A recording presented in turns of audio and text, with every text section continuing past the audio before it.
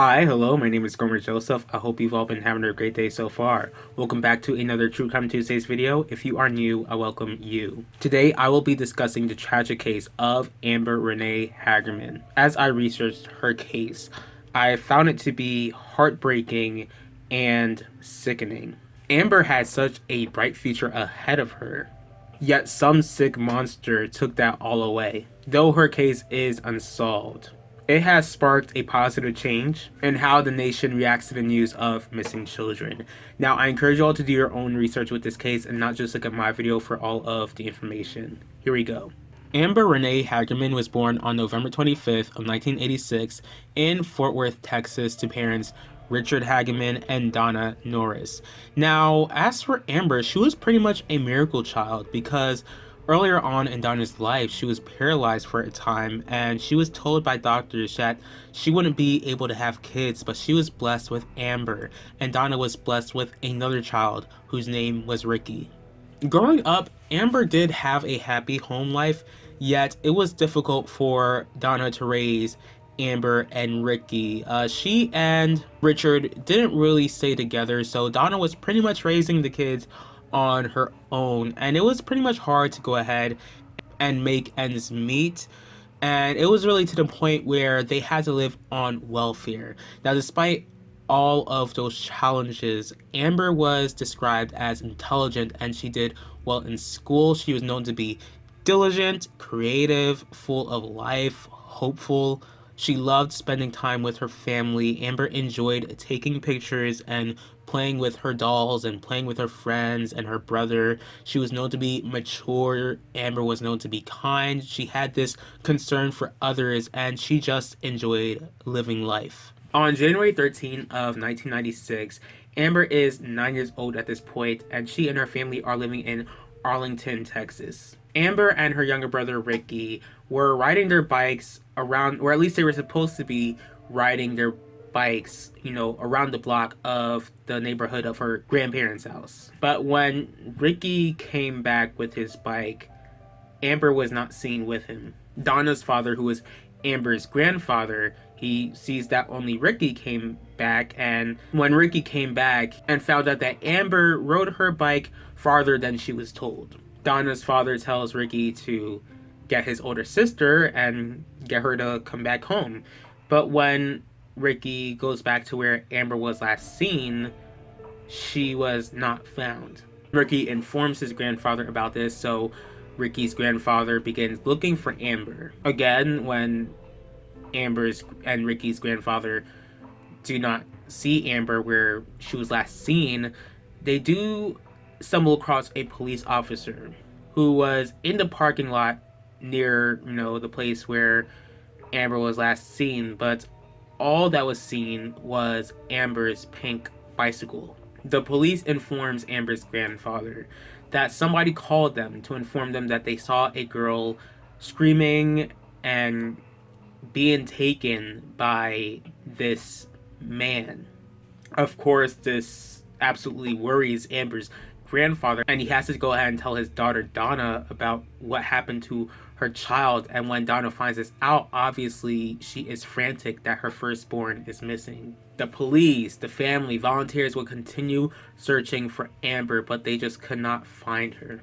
Now, like I said, there was a witness who saw Amber being taken. He did call the police, and he noticed that the person who took Amber was a white or Hispanic man who was in his mid to late 20s or in his early 30s. The witness noticed this, the suspect driving a black pickup truck 4 days after Amber went missing on January 17th of 1996. Her family and loved ones' worst fears came true. Amber was found by someone walking their dog, and they found Amber in a creek near the parking lot where her pink bicycle was found. Not only was Amber not clothed except for a sock, but unfortunately Amber was no longer living. Of course, her family is absolutely devastated. The community is devastated. Donna lost her firstborn and had no idea who took Amber from her. An autopsy would be done, and it was determined that after Amber was taken, she was alive for about 2 days, and during those 2 days, she was just tortured by the monster who took her. And it breaks my heart that this girl just spent her last moments in life being brutalized by this sort of demon. Donna not only wanted justice to be done, but she also wanted to make sure that no other parent would have to endure the pain that she had to endure.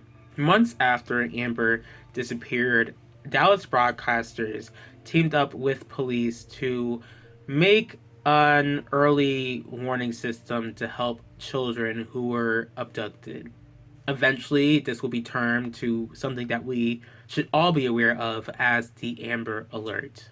Later on in 2003, the Amber Alert would be signed into law, and it would go on to rescue over 1,200 kids who have been abducted.